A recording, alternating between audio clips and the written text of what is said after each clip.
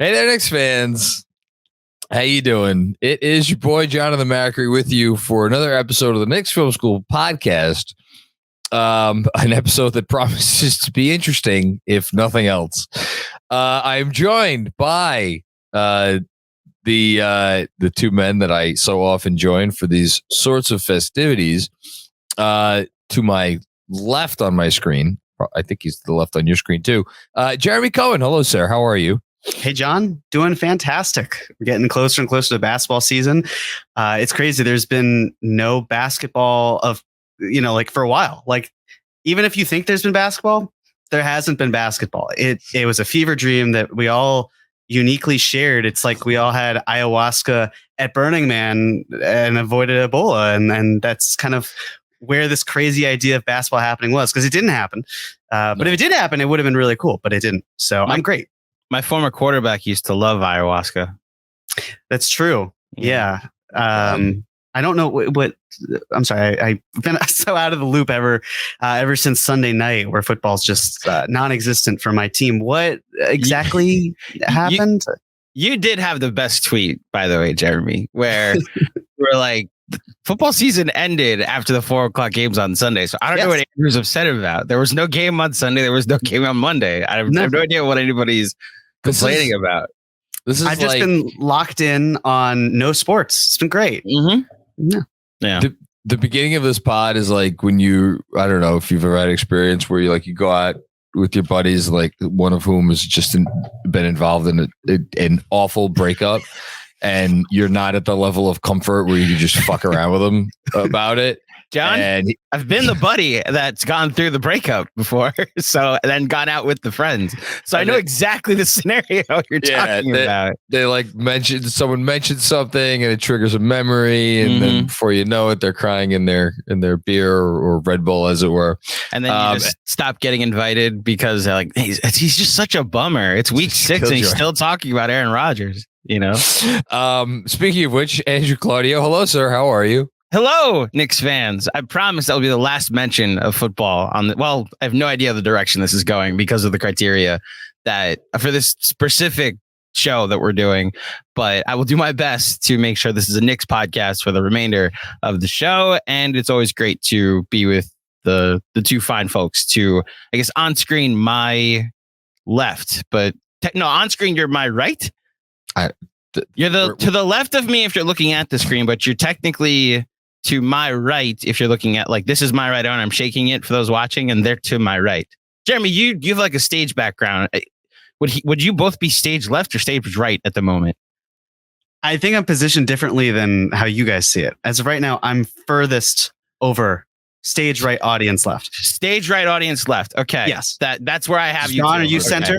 John center. Great. Okay, so we all see this. And Andrew, you are audience right, stage left. There you go. Glad we worked that out. Extremely important that we. I miss basketball too. Yeah. Yeah. So look, it's September 14th as we're sitting here recording this right now.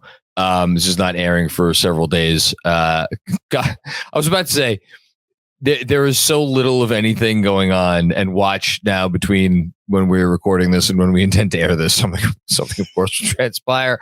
Let's hope not. Although hopefully this is good enough that we could air it anyway at some point. So yeah, we are not going to sit here and analyze the NBA's new anti-rest policy or some additional comments by Giannis Antetokounmpo about how he may not want to stay in Milwaukee. We're doing another draft. And this draft is unlike any draft that we've ever done before, for the primary reason that we don't really know what this draft is about. So I'll just say how this came about. I made sure I looked them up just to make sure I didn't screw up whose idea this was. I want to give credit where credit is due. A Twitter user, Will Thompson, at Will Thompson, very, very simple. DM me, I don't know, last week or a week and a half ago, somewhere about. I'm actually just going to read his DM.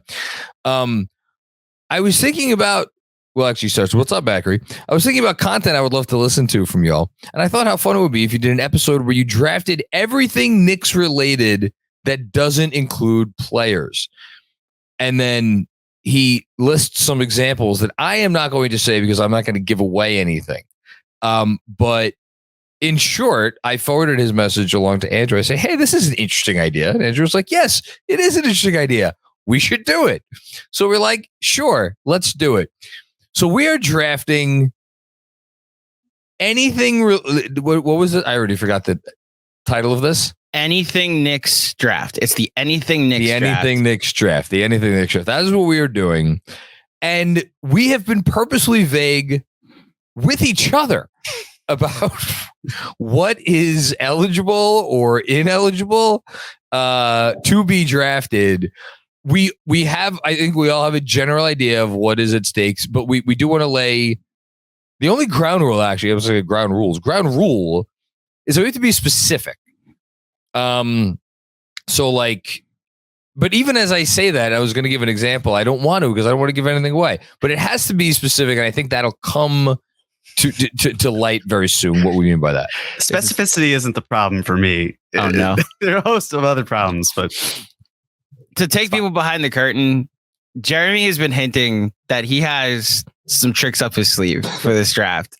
And I cannot wait to see the directions that you're going to take us. It's just like you guys are going down the highway, and I'm like, what if I flew the other direction and then went sideways? Because as I was brainstorming this, I was like, I want to be creative. I want this to be fun. And I saw the example. I saw the text, everything. Yeah. And I was like, you know what? Yes, but also, what if I did something like if there are no rules here, then I'm just going to go crazy with it. So I went crazy with it. So I do want to just very briefly note, Andrew, I believe, just said no players. That's no current players. If there is someone who used to be a player for the team that is in some way, shape, or form still involved with the team, that person may be eligible to be drafted. So yeah. That's all I'm going to say. What else should we say? The specificity that you're hinting at. I'm not going to say who, but I'm going to give a minor example. You can't say like the Knicks beat. You have to say what specific beat writer you're picking. You can't say Knicks coaching staff. You have to say what coach on the staff you're picking, and so on and so forth. You have to be specific about what you're taking. Can I propose a rule? Sure. This is again, we're doing this in real time here. Mm-hmm. That if you draft like a person or a place, it has to be a person or a place or a thing. But if you draft a person, place, or a thing within a very clear category, like it is the person, place, or thing you draft is related to the Knicks, in this very specific way where there's like a title to it or whatever, that you are ineligible from drafting someone else or something else or somewhere else from that same category. No. I want chaos. You want chaos. If you want to load up on beat writers, go ahead. This is going to be fascinating. That clip isolated would be fun. Okay. So, folks, you know how we do this at the beginning of every draft. We decide the order, and the way we do it is with the highfalutin strategy. Technology known as high card draw. And I am going to shuffle this deck of cards real quick, and you can hear it. I'm wondering if there's any meaning to Andrew wearing a Jurassic Park shirt to this recording. Yeah, I wonder. I just wore one of my favorite shirts about my favorite movie of all time. Once upon a time, the concept of dinosaurs on screen, that was batshit crazy. And then it came to fruition. Maybe Andrew is just drafting old people because they're dinosaurs.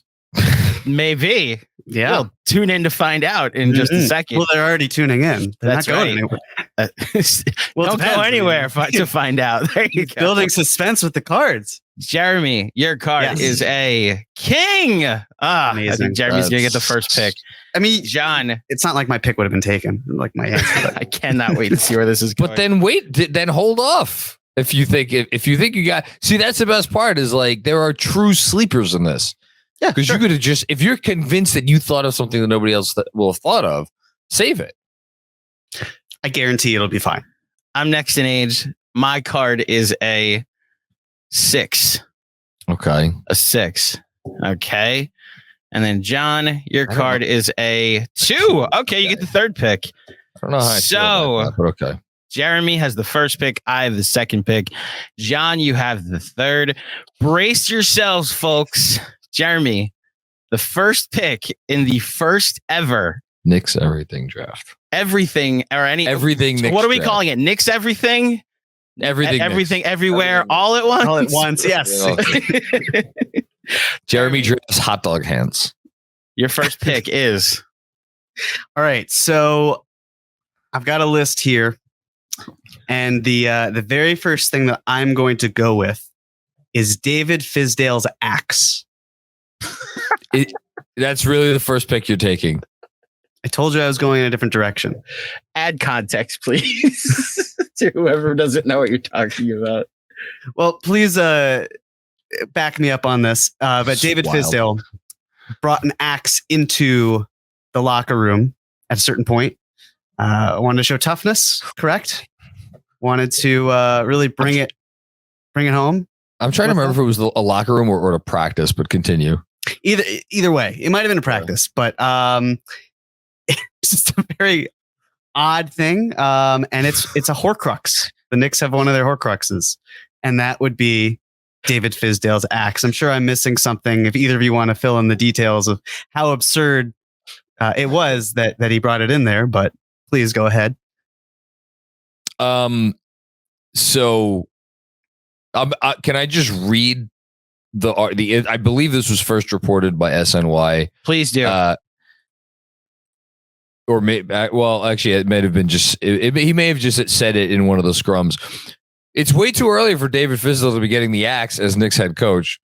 So why not bring one into the locker room? This is actual verbiage from the article. That's right. Fizdale imported a literal axe for his players to autograph as part of a bizarre yet original motivational tool. Quote, I promise I'm not going to kill anybody except the hopes and dreams of every fan. That's not what the article said.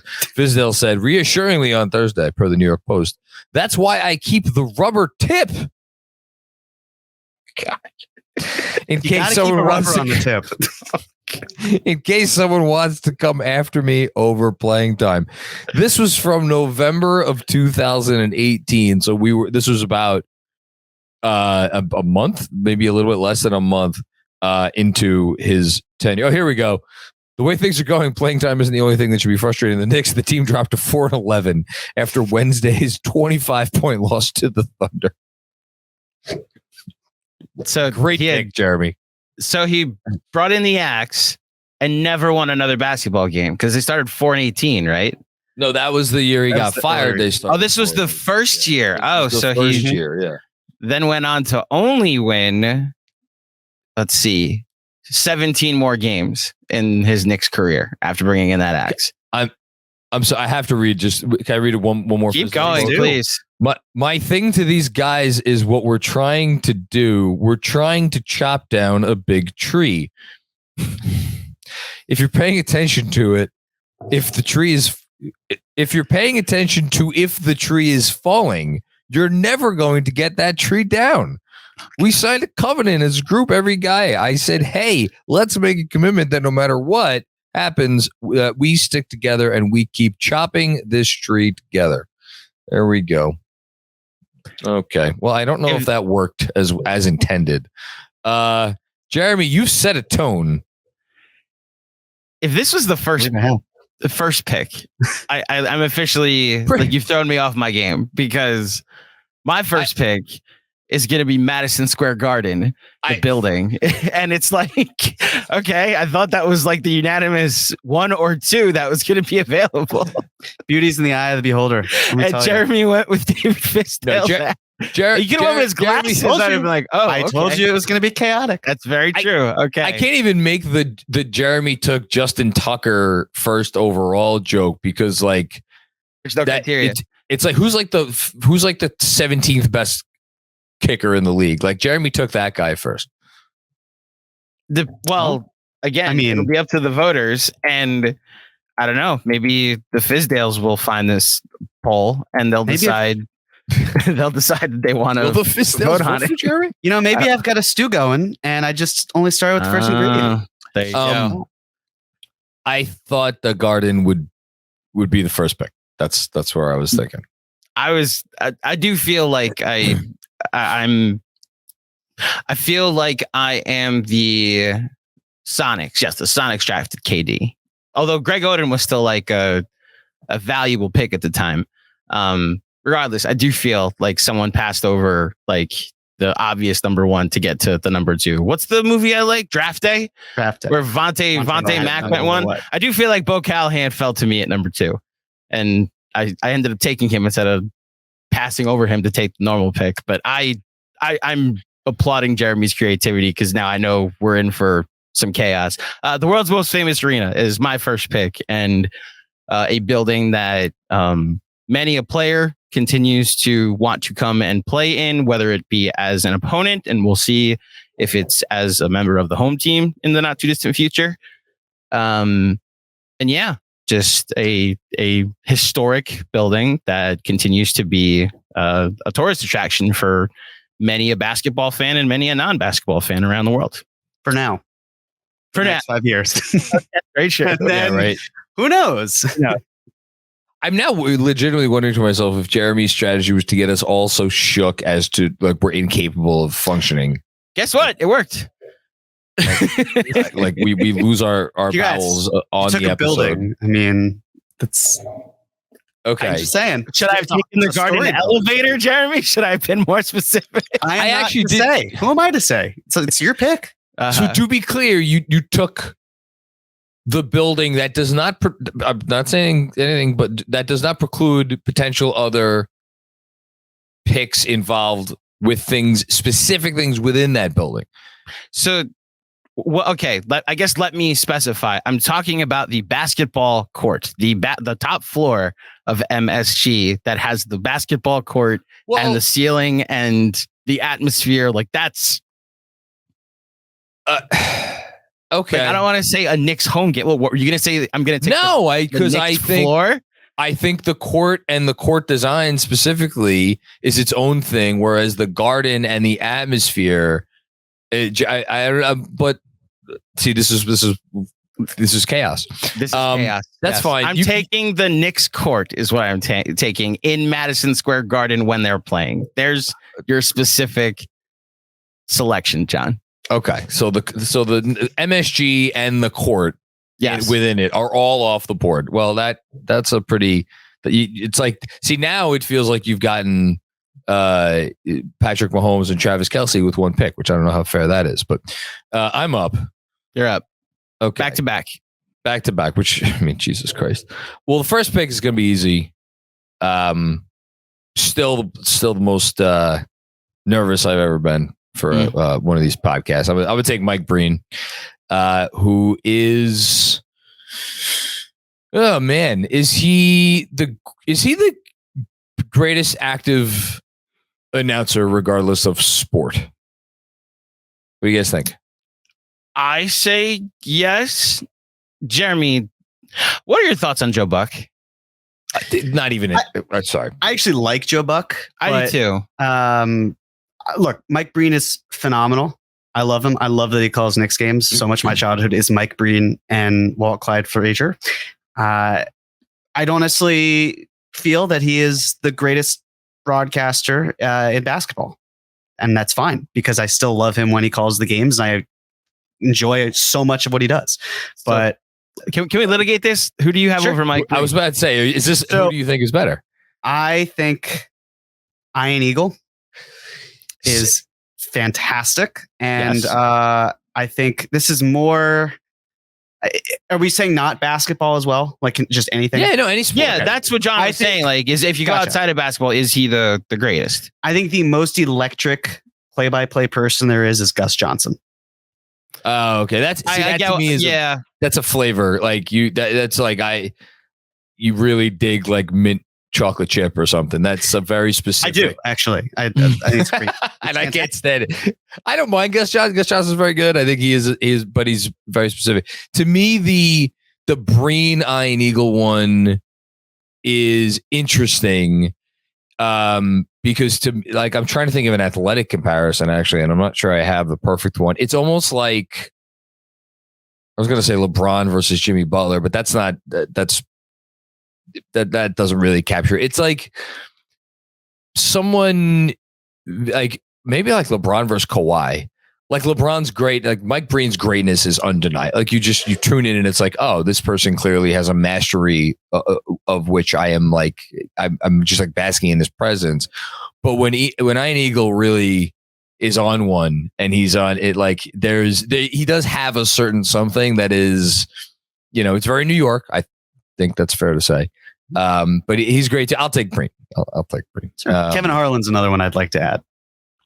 Yeah, another one. This is the conversation. I still like Breen over both of them. I think the level of importance that Mike Breen adds to a game. Now, maybe because we're Knicks fans, that level of importance is not felt as strongly. But I know just from talking to out of market sports fans that they know that, oh, this is a big game because like Mike Breen's on the call. And that I think was my question about Joe Buck, that I grew up with Buck calling every big baseball game. And it was like, I, as much as I love the Mets broadcast of Gary, Keith, and Ron, I knew like, oh, the Mets have a big game on Saturday because like Joe Buck's calling this one, Buck and McCarver. And now with football, some of the biggest, Giants fans listening to this, that entire 08 playoff run to the Super Bowl is narrated by Joe Buck. So that's more the level of importance that these broadcasters bring to these games is, I think, a testament to their ability and their greatness, which is why I would go with Breen over anyone else.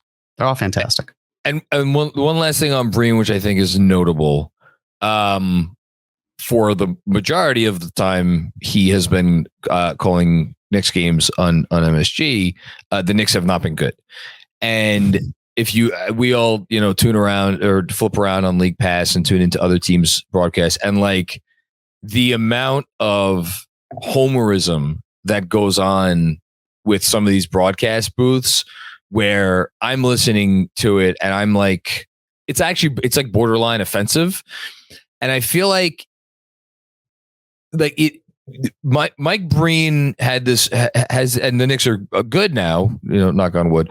So this maybe isn't relevant at the moment, but like all the years that they were bad, he didn't make you feel bad about yourself as a Knicks fan, even though they were bad, but he also didn't delve into homerism territory. Is that fair to say? Yeah, I agree. This pick, I feel like I could go in a few different directions with, but it's funny with fantasy football over the years. Anybody who's ever drafted with me knows that this is true. I'm always a sucker for getting multiple guys on the same team. I've always loved QB wide receiver combinations. If there's like a dynamite offense, if I could get like starting running back and like their number one wideout or something, I love doing that. Running back QB even. So I'm going to do perhaps the obvious thing, and I'm going to go with Clyde. While Clyde Frazier, arguably the greatest Knick in franchise history, has also been calling games with Mike Breen for MSG for a number of years. This is a little bit more controversial because, frankly, Clyde is not everybody's cup of tea. Even more frankly, he's not always my cup of tea.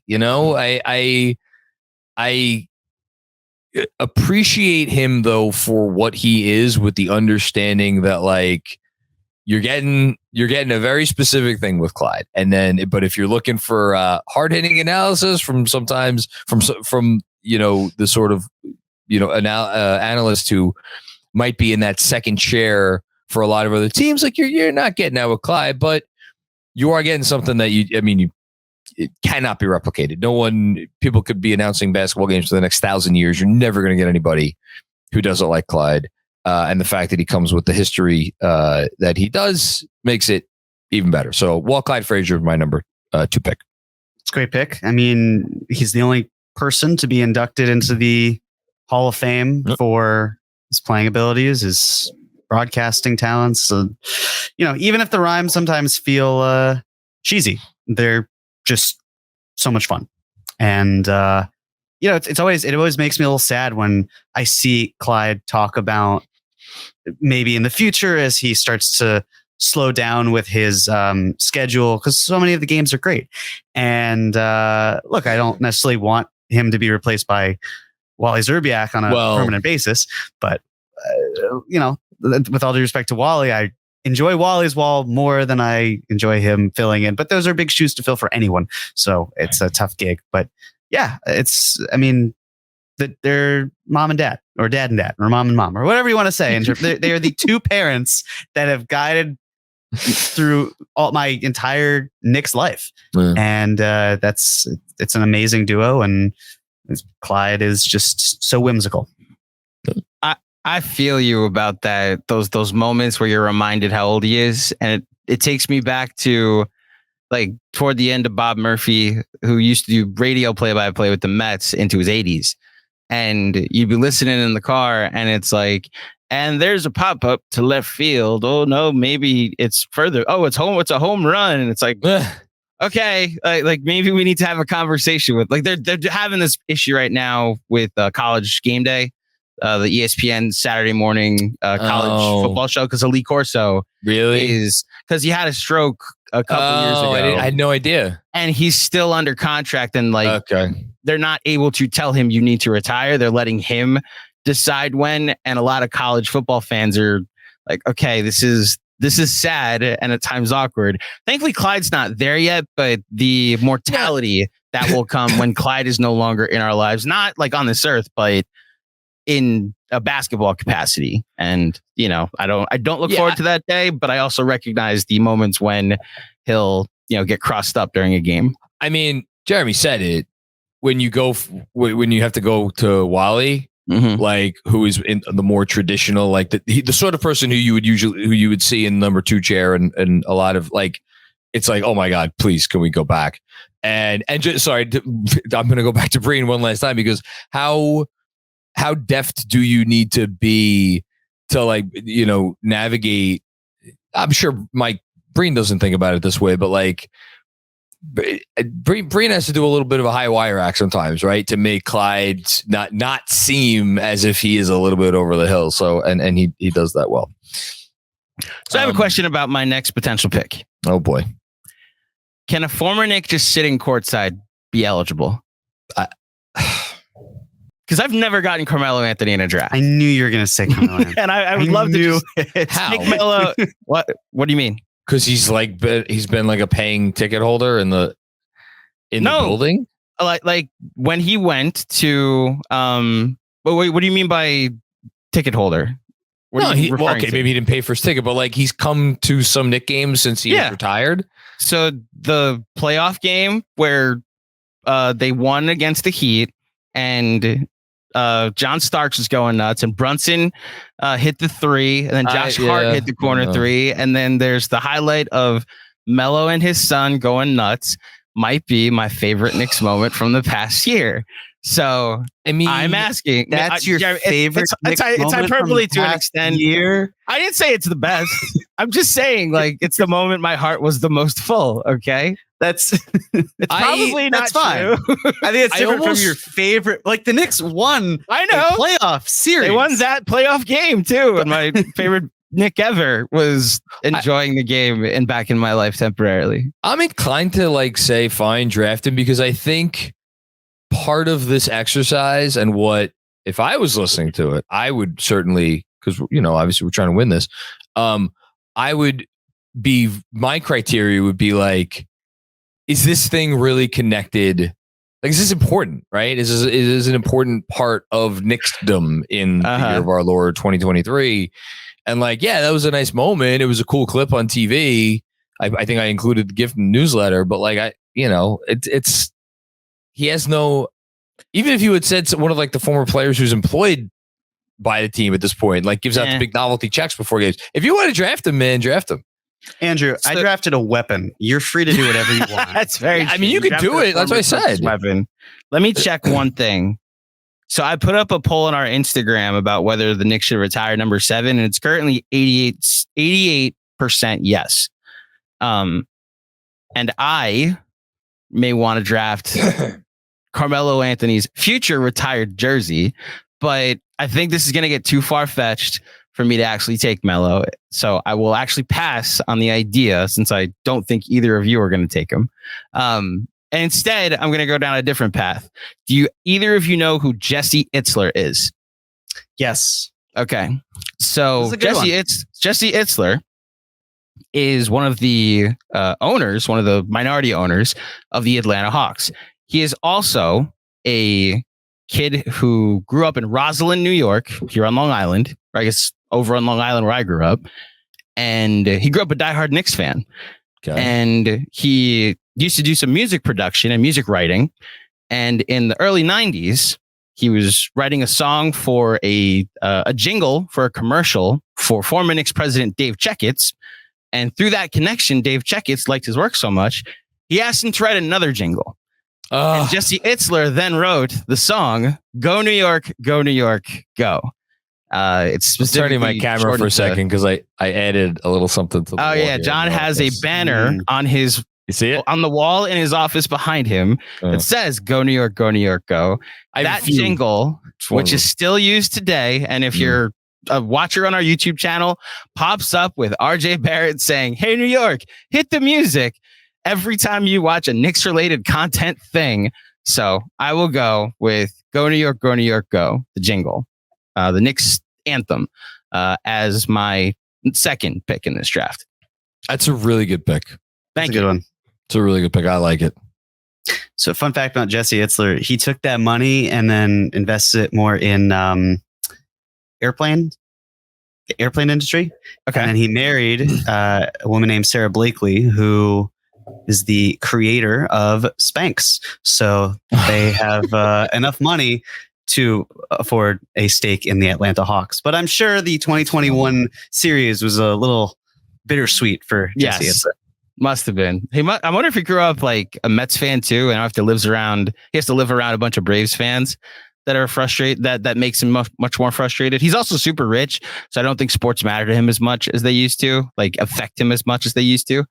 But yeah, fun fact about Jesse Itzler. I was intrigued to find out how close he lives to where I grew up. So, Jeremy, you have 2 picks. And I'm excited to find out where this goes. So I am going to go with something involving Carmelo Anthony and also Amari Stoudemire.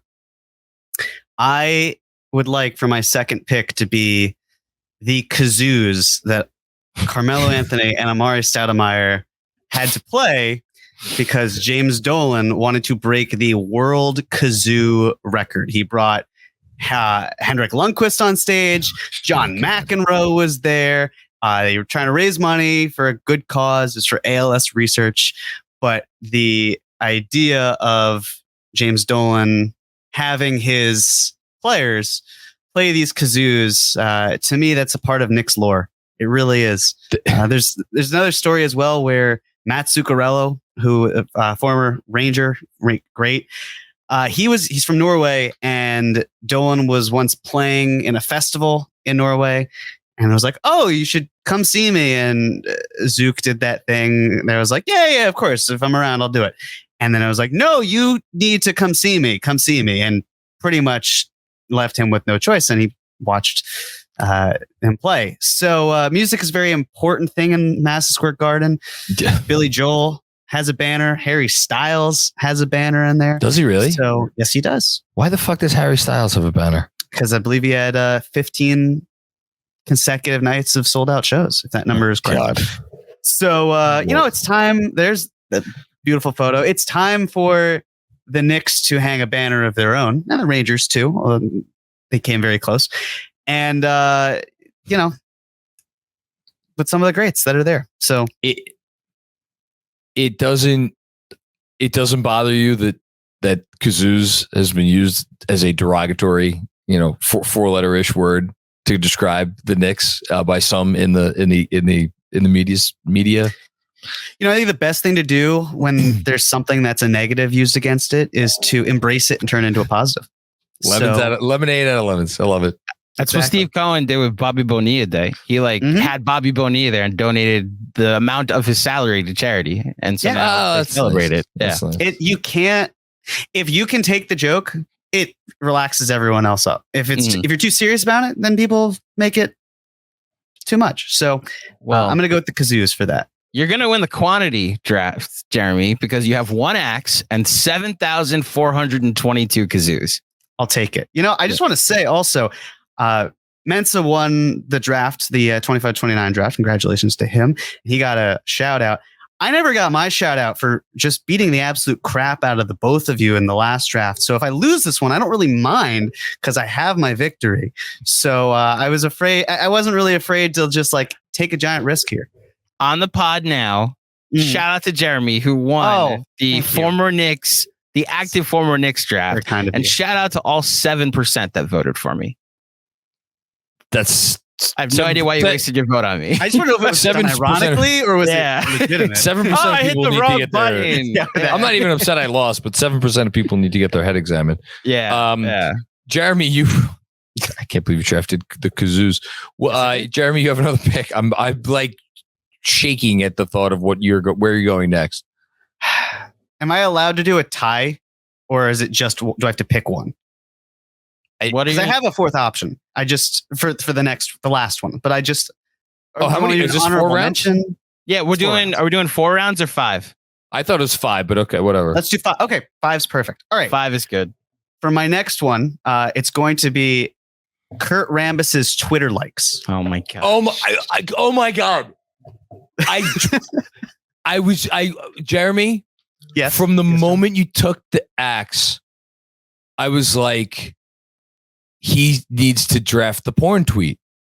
That's the only way that this draft could go and it be fitting. And I said, I'm not going to say it out loud, but as I was saying, I'm like, I can't take it because it's not the way my thing is going. He should take it though, but I didn't want to give it away. I never in a million years thought you would. And here, my God.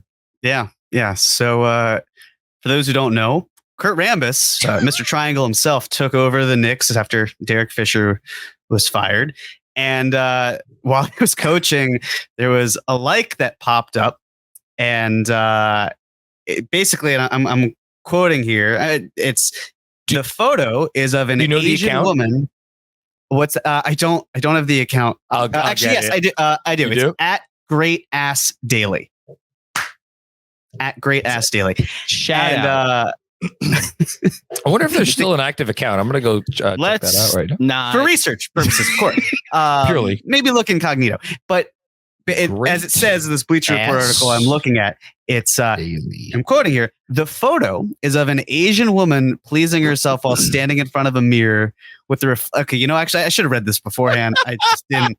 This just makes it funnier. But yeah, so you get the gist of it. It's pretty much outrageous. He's married to Linda Rambis, who, if you're watching Winning Time, you will probably see Linda soon because she's best friends with Jeannie Buss. And, the statements that came out afterwards, that was the best part. The team's vice president of PR at the time, Jonathan Supranowicz, said, Kurt did not like those items on his Twitter page, and we worked with Twitter to make sure the situation did not happen again.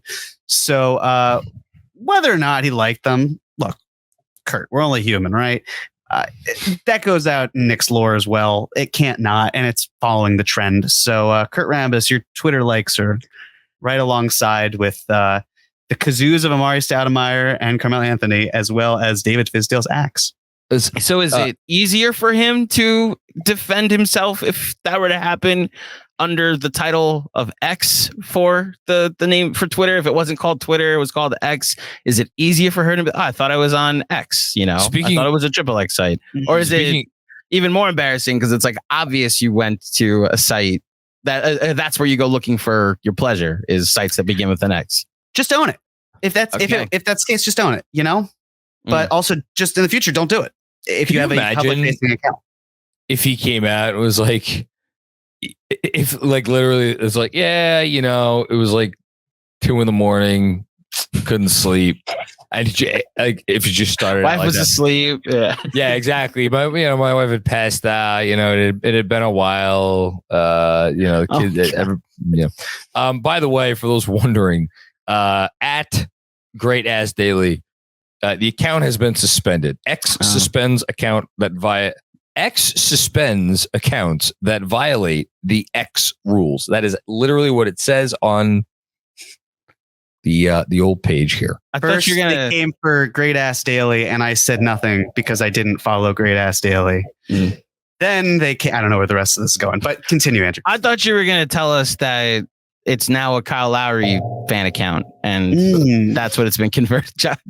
And Robert Griffin III runs the account. There you go. If you know, you know. Okay. Where do I even go with this? Okay. So Jeremy's doing his one-man draft, and I think we are drafting against each other. We're playing a game of checkers, John, and Jeremy's just over there on the tetherball court, and he's winning. Don't get me wrong. He's going to win for creativity with this draft. But I love that you went with tetherball. It's just a completely different game that he's playing right now. You're making me sound like Millhouse throwing a frisbee and then running to get the frisbee and then throwing it back. But Millhouse is going to win this draft. He's going to exactly. Oh God. Okay, I am going to take a person that I respect very much. That is a friend of this podcast. Shit. Comes on our show all the time, and despite the fact that he's a Yankee fan, I will still listen to.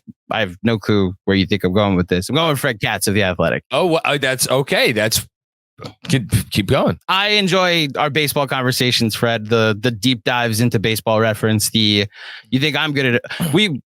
I was like on my honeymoon texting Fred my immaculate grid scores, and we were comparing who can get lower and whatnot. And yeah, Fred Katz of The Athletic. We're at the point where Jeremy's gonna win that I'm just gonna start taking my friends. Like, John, you might be my next pick. Jeremy, you might be my last pick. So unless I draft myself. There you go. So I'm cracking up at the idea that your lovely wife on your honeymoon is like, babe, come on, let's go take a walk. And you're like, go to the pool. Honey, I need a minute. I need to get a lower score than Fred Katz on the Immaculate. Babe, hold on. I need to figure out an obscure Twins/Red Sox, like after I get under 5%, we'll be good. No, Fred Katz of The Athletic. He was actually texting Fred Katz, but he's like, honey, Great Ass Daily's on one today. I'll be out of the bathroom in 10 minutes. Ruba. Okay, John, you're up. Wow. The reason I was taken aback is, I mean, look, Fred, obviously Fred's a friend of ours. And he actually listens to the show a lot, which we're honored by. And I love nothing more than bullshitting with him offline. You bypassed a heavy hitter. I left the guy. I left, the longer tenured one. I will say this, the guy you're about to take texted when I was scheduling the questions for the crossover. He sent me a very nice text about the thing that happened this summer. I'm not mentioning the thing that happened this summer because the people in the comments are annoyed that I keep bringing up the thing that happened this summer, but he congratulated me on the thing that happened this summer. So shout out to the person that you're about to say. Yes, and that person is Ian Begley. I'm going to take him. Ian Begley has been the title of longest tenured Nick beat writer is actually somewhat in dispute because not in dispute, I shouldn't say that, but Steve Popper started covering the team the longest ago, but he had a period of time where he stopped covering them, and then he came back to the beat. I think I should know this. I'll have to ask one or both of them. I think Bondi may be on the beat for longer, more consecutive years than Beggs. I got to look that up though. I'm not sure. I mean, they've both been on it for a long time. In terms of consecutive years, but I'm going to take Begley. I think I've told this story before. I had back when I was just starting out blogging, I wasn't even blogging about the Knicks yet. And I was just putting out pieces on the internet in the hopes that anyone would read them. I had a friend of a friend who knew Ian, I think, or was cousins with Ian. And I reached out to this person, like, hey, can you get me, maybe in touch? And I'd love to and he returned my text, didn't know who the hell I was, and read a couple of things that I had written. It was very, very nice. And that was, he didn't know me from Adam. And he did that. And he's been, just incredibly kind ever since, and just and the fact that he is arguably, the best, local beat reporter covering any team, as far as I'm concerned, in any sport, makes it even better. So Ian Begley is my first pick. And I'm going to keep going with people because that just seems to be the way my draft is developing. And I'm going to go. I made sure I looked up how he pronounces his last name because it's a bit of an odd one. Mike Walczewski. Yeah. If I were doing it for real, I was actually going to. I mean, I am doing it for real, but if I were doing it more seriously, that's a great. Well, I don't listen. I'm pretty sure after you take a liked porn tweet, you can't then take. Or I'm not even going to say arguably. He is the greatest public address announcer in sports. I mean, Mike Walczewski. Hold on. Hold on. Wait, we're saying living or ever? I would say active. I know who you're thinking of, and yes, that he is one of one. Of course, I'm forgetting his name. The guy who did for Yankee Stadium for a long time. Bob Shepard. Bob Shepard. Thank you. No, I'm saying greatest active. I think greatest active is fair. So, trying to think of who else would be in the category. I got to be honest. My other competition for this is the UFC guy that announces all the fights, like that does the replacement for Michael Buffer. But I don't follow UFC and I don't know his name. But when you're not that everybody knows, I'm sure people listening like Michael Walczewski, like they didn't know who that was at first. He obviously is the PA announcer for the Knicks, but like you just referred to whoever you're talking about as the replacement for some other guy like that. Yeah. That speaks volumes in and of itself. I'm wondering if a UFC fan would be listening to this and make that argument. I just want to make it mentioned. I still PTSD from doing that draft with Alex of who runs New York, and then A, not mentioning a hockey player, and B, the guy we both listed playing 4 snaps in a season. Sorry, I mentioned it. It's not happening again.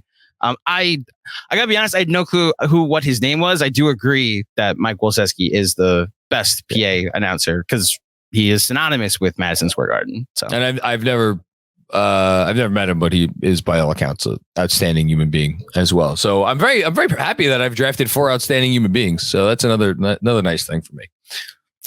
So I'm going to take, it's a person / thing that I want you guys to help me figure out.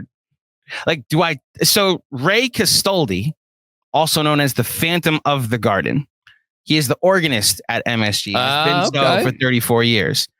And I'm back and forth on whether I take him or the actual organ at MSG. You do both.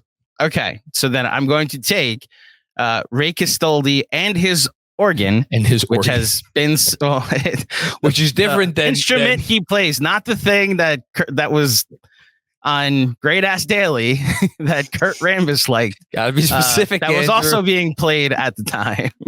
Okay. Yeah, what are you talking about? He's playing his organ. Andrew, come on. He plays family his show instrument at every Knicks home game. Look, one of the first Knicks memories I have in the late 90s is the chance of defense that began with the organ and the 2-note chime that was followed by the Garden crowd chanting.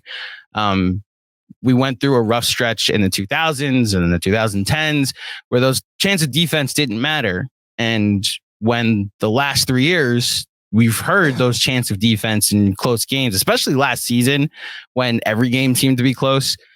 And you got those chants of defense. It was a flashback to those moments that turned me into a Knicks fan.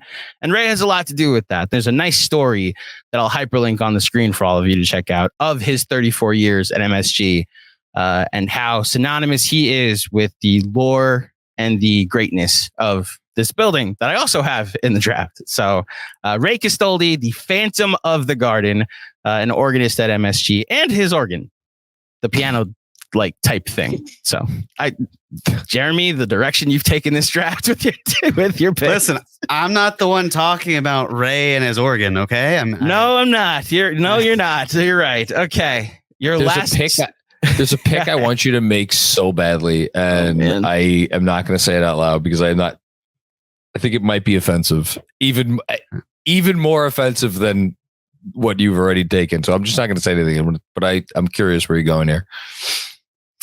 All right. So I've got 2 selections, then I'm done. Mm-hmm. Yeah. All right. So the first one of my 4th one in total is going to be Derek Fisher's unexcused absence from practice. Because Derek Fisher decided to go to Los Angeles to be with his girlfriend. And Matt Barnes, his girlfriend's is Gloria Fisher. It might be her last name now, her married name, now that Derek Fisher and she are married. Matt Barnes decided to drive on over to this event and laid down a bit of a beating on Derek Fisher, who was then unable to make the trip back. And the reason that was cited was that there was a mechanical issue with the red eye flight that he had coming home. Not that he had a black eye. I don't know if he did. It was just more the pros that I was going there. So, just honestly, there's so many things with Fisher that should not have happened, like him being hired in the first place, especially when he didn't even have a moment to pause after his playing career ended, and now he's running a team. Right, because he didn't take a year off, if memory serves. He went right into. I looked that up just the other week because I was ranking terrible head coaches, and he went literally right from playing. Took 3 months off, and he was coaching. Yeah. He was in camp right away. Yeah, so his unexcused absence is it's got to be up there. It just super. I mean, it was funny in the aftermath, but just embarrassing. And I will say, that's the one thing with Tibbs where it's like, you're not going to get that type of situation. Because Tibbs isn't flying to another state to see a woman. He's all about basketball, and he's going to stay in his office the whole time, just working with his organ, and that's it. That his mind is only on basketball. So that's my fourth pick, and then my fifth pick, last certainly not least, is J.R. Smith's pipe. I was waiting for it. The pipe. So everyone should know by now, but if you don't know, you will know. Back in 2013, someone messaged J.R. Smith on Twitter when it was really more of the wild, wild west and said, "I'm going to your game tonight." And J.R. Smith responded and said, "Dope." And this young woman responded back with a smiley face. And J.R. decided to say, "Oh, really?" Which it's just a wild response to a mere smiley face emoji, but I digress. And then, of course, the woman, though, listen, he's calling a shot. I get it. It's still wild, but it's out there. She says, "Oh, really? What?" With a, kind of one of those faces, the ones, especially if you're listening. Pondering. More a sly smile.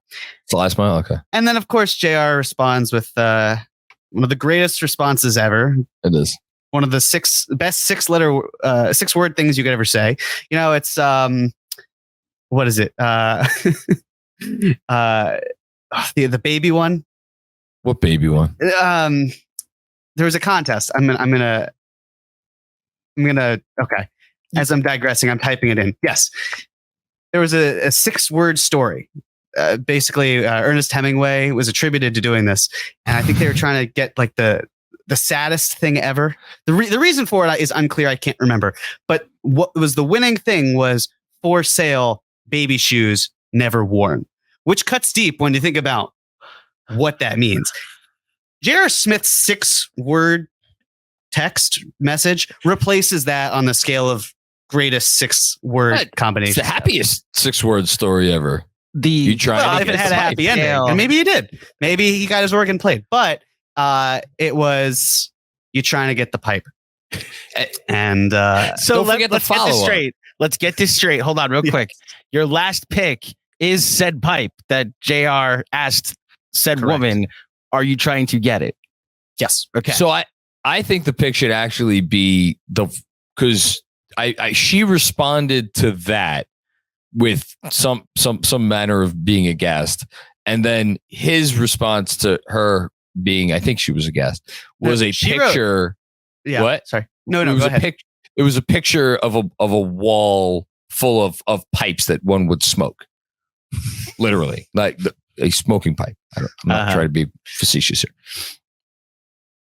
So yeah, I'll go with, instead for decency reasons, I will go with the interaction as opposed to that's good. Man, said no, you get J.R. Smith's pipe. You're two picks removed from a bunch of porn from a liked porn Twitter tweet.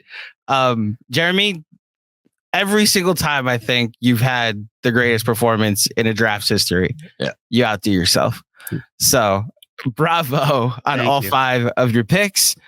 That was out. The way you retold the story of that Twitter interaction and then found a way to interject Hemingway and the saddest 6 words I think I've ever heard, and then bring it all the way back to you trying to get the pipe. Bravo, chef's kiss, sir. Okay. For my last pick, look, if you guys don't, I know we said specific, but we have 2 picks left. I don't know if John's going to take it or not. I'm taking the thing I spend more time on than anything in my life right now. Knicks Film School? I'm taking Knicks Film School as my last pick. If no, you get 2 more. Well, no, this is my 5th pick. Oh, right. This is my 5th pick. So I'll take Knicks Film School and just all it entails.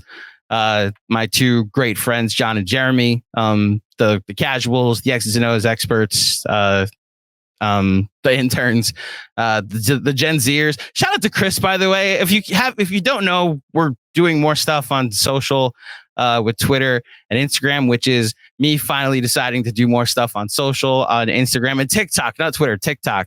And Chris has been Gen Z splaining like different things to me. I'm like, how do you do this thing? He's like, well, you click on this button. And it's like, oh, wow, Chris, this is so cool. It's the oldest I've felt, but I've really appreciated it.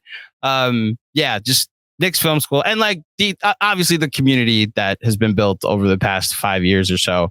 It was like we had our town hall last night and it was great catching up with everybody. And yeah, I'll take Knicks Film School with my last pick.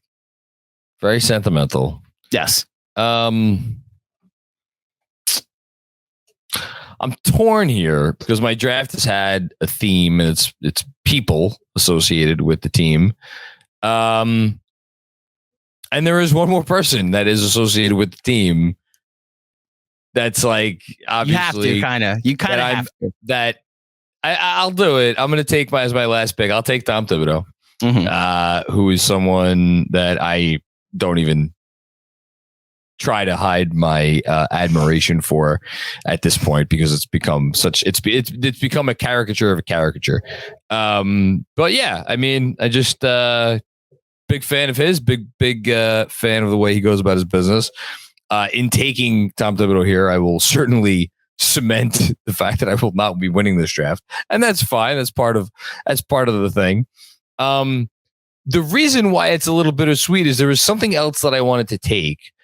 And it is something that I feel like does not get discussed enough. And it's something that I was a massive fan of when I was a little kid. And I think it was actually part of the reason why I like fell in love with the team way back when. And I'm just as big a fan of it now. And it really hasn't changed that much over the last, I guess, nearly 30 years now, over 30 years. And that's the logo. I want to give a shout out, an honorable mention to the logo, the Knicks logo. I love their logo. I think their logo is awesome. I think it is. I get it. It's very 90s. Like, there's probably a modern update, but then I look at it. I'm like, why would I change this? I think it's perfect. I think it's awesome. I know it's gone through like little tweaks here and there over the years, but I think the logo is amazing. And I hope they never change it. And I just, I just think it's a really like, when you look around at some of the other team logos, like, thank God I don't have to root for a team that is a purple dinosaur or a bee, a blue bee or a blue wasp, or a hornet. Yes, a hornet. There you go. Or some of the other awful a pelican logos that are pelican. Sure, why not? The Knicks so much. Yeah.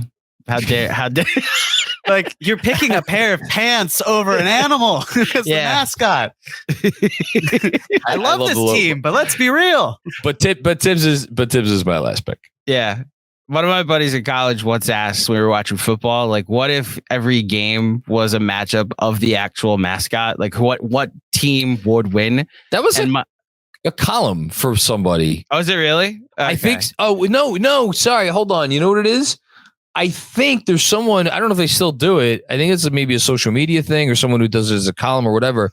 But whenever the brackets come out for March Madness, okay, somebody does the matchups based on which of the two things would win, and that's how they decide the champion. So it went to a funnier place where it's like, imagine an injured blank. So like an injured Cub, an injured Seahawk, and then it morphed into like an injured Giant on the field of a football game. And so like, imagine like magic, just magical forces going up against the Knicks and the pair of pants. Yeah. And being like, we got this, guys. Against Magic. My only honorable mention was the 1990s intro, the starting introduction intro video. We Are the New York Knicks? Yes. No, not the We Are the New York Knicks. The do do do do do do, and you had the car that's going through MS. Oh yeah, it's good. Okay. Dun, dun, dun, dun, dun, dun, dun, dun. Like good. that. You had McEnroe getting into his cab, and then there's one with Spike getting into his cab. I fell in love with the 99 one, and then you go to YouTube and you see that there's a 94 version of it. And then they've since removed that and moved on to something else. I think the only other, I guess this could have been how I incorporated Melo into it, was the intro to his first game at MSG, which is still one of my all-time favorite YouTube rewatches, to go back and look at the Garden that night. So yeah, those would be my only two honorable mentions. Jeremy, do you have any? I have one, and I mean, I have to say it because I was thinking about it before, but for Jeremy. But Jeremy, do you have any honorable mentions? You have one for Jeremy. Yes, I have one for Jeremy. Oh, okay. Well, so one honorable mention I was thinking of originally was Stephon Marbury eating Vaseline, and I didn't want to do it in the end because Steph was in a difficult place mentally, as he revealed later. At the time, obviously, coating your throat with Vaseline is a pretty strange thing. And then Andrew, you said Fred Katz, so I couldn't mention Matt Stacks, which was a bummer. Sorry, I stole your fine. pick. That's fine. On a more serious note, John, if you're going to take Tom Thibodeau, for example, I'm going to say Brock Aller. It's the sort of thing with Aller and the other people who are with him. It feels like from the outside looking in that there are finally adults in the room who know how to have the adult conversations. And a lot of businesses, usually the last people standing are the finance people, because they're the ones who, like if there's an exit strategy, they'll be in charge of winding it down. Or, it's so important to know the books and the accounting and the rules and everything that goes into it. And the Knicks have that. They have people who are fluent in those things. Not to say other teams don't. I mean, you get smarter over time, you get better, but just the way, the minutia that is there, it's just so impressive. And so if I were to take a more serious route, it would be that angle that the front office has. That's good. I thought Obi Toppin. Sorry, just for anyone who thinks I slighted him in the last draft. Obi Toppin was very close there, and that's why you should vote for me, because I was strongly considering him, and no one else was. I just want to make that clear. So you cut Lakina, you cut out Reddish, okay, and Kevin Knox, and any other players that you love. Thank you. Yes, we love all. Jeremy loves all your favorite players, and you should vote for it. You cut out temporarily when you said I'll take Obi Toppin as your honorable mention. So I just want to stress for the record what Jeremy said was that I would want to draft Obi Toppin, which is Knicks related, a former Knick, because we couldn't take any player. Not eligible. No, he is eligible for this draft because he's not a current Knick. I mean, but he's not related to the Knicks anymore. He is. He's a former. He's a Knick opponent. Sure. Okay. Yes. Okay. You know what? I'm not going to say my honorable mention. You have to. You can't say that on the pod. It's something related. It's something related to Marbury, and it was not. Okay, you could draft the Starberries. Draft a pair of $7. Sure, that's it. That's what I was thinking of. The Starberries. That's okay. You got it. Okay. Well, this was fun. We have to read our teams, John. Oh, yes, of course. How about you go first? Sure. We'll go backwards in the draft. My Knicks everything Knicks draft consists of Mike Breen, Walt Clyde Frazier, Ian Bagley, PA announcer, Mike Walseski, and of course, the one, the only Tom Thibodeau. My anything Knicks draft consisted of Madison Square Garden and the Knicks home court, Go New York, Go, the Knicks anthem, Fred Katz of Knicks beat writer for The Athletic, Ray Cistoldi and his organ that he plays at every Knicks game. He is also known as the Phantom of the Garden.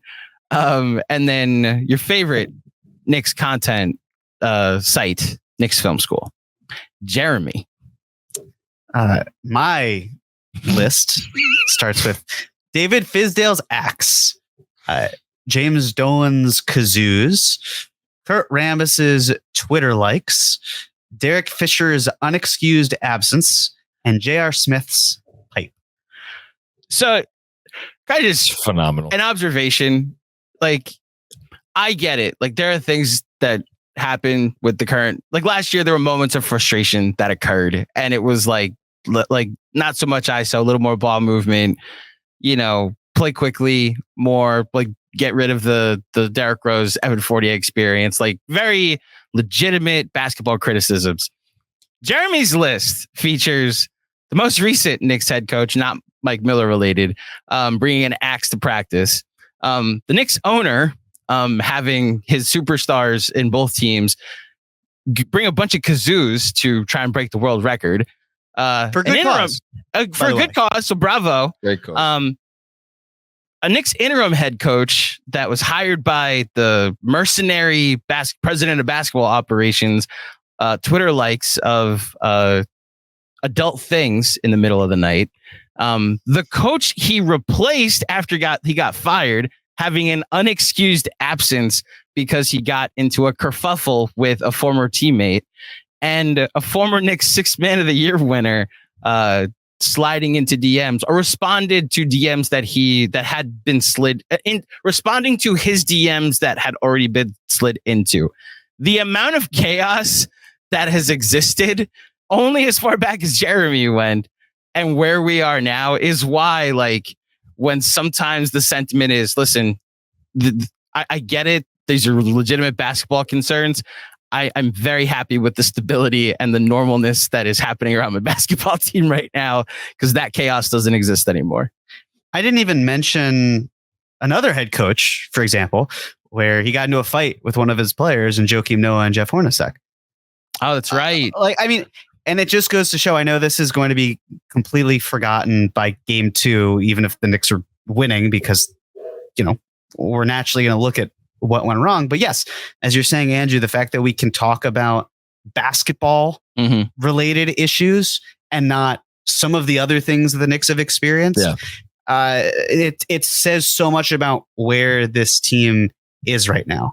And I think that's incredibly important to consider, that it's a business. It operates like a business. It feels like a business, not like the Hornets, where there seems to be a new story every 3 months about their team, or other situations going on around the league, like the Rockets, with the Houston Rockets. And by the way, if you're thinking, hey, could the Rockets trade one of their players for Evan Fournier?